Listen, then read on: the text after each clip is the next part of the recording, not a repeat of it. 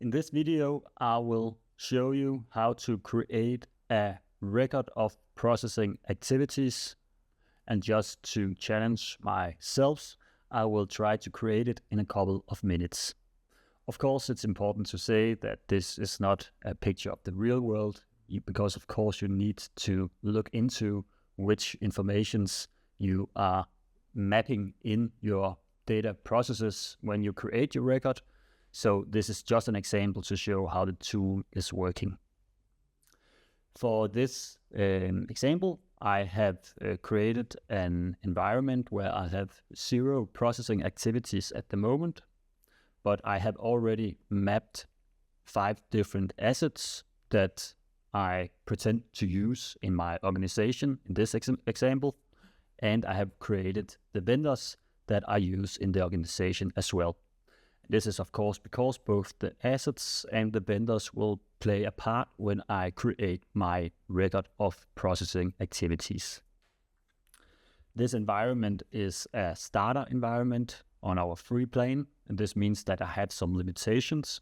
For instance, I can only create 5 processing activities. So in this example, I will create a simple record of processing activities containing 5 processes. But let's get started and see how it works. First of all, to make it easy for myself, instead of creating processing activities from scratch, I will add 5 different processing activities from our template library. So let's say I would want to make a HR record.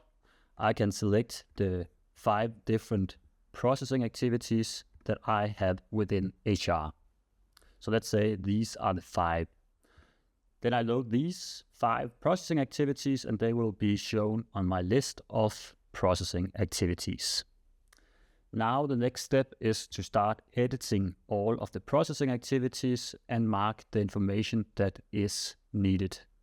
Of course, I will recommend that you go through the template and all the stuff that we have already inserted in the template and make sure that this is also the way you are doing this. So when we talk e-learning and training, that you look into that, is it also employees and supplier contact persons that you use when, or you handle data on when you make e-learning and training.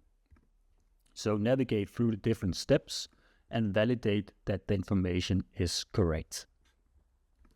On assets, I can add the assets that are used for training and e-learning. Let's say I use a combination of MailChimp and I use, let's say, Microsoft 365.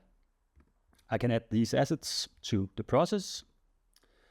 I already have some sharings to data processes now based on the assets I have added. So let's say this is okay. I do not send data to other data controllers, so I can mark that this isn't current for this process, and then I'm done with documenting my first process. And then I can start doing the same process for all the other processes that I have in my record. So I will just quickly add informations for the last 4 processes.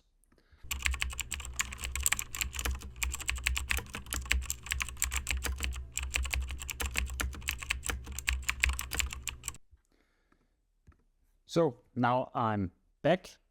I just added a bit of speed, so you should not look into all my registrations.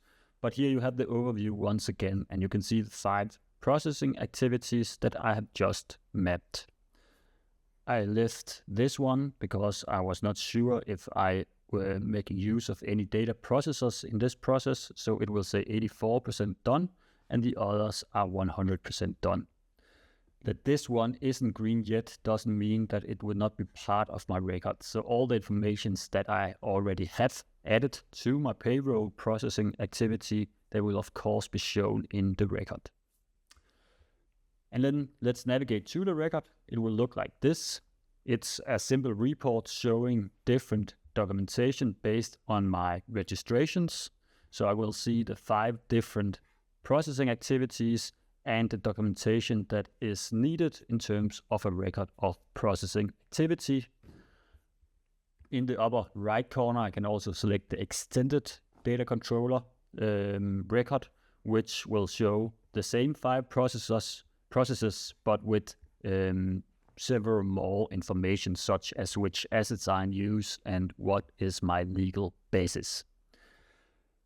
When I then make an update, let's say I go to processing activities and update this one, because now I know that I am transferring data to a data processor, then I can mark this and say, yes, I have a data processor agreement with them. Then I have 100% in all 5 processes, and of course my record will now be updated, so the update on the payroll process is also represented on the record. So this means you will not make any changes to the record itself, but it will always be updated based on the updates you make on processing activities.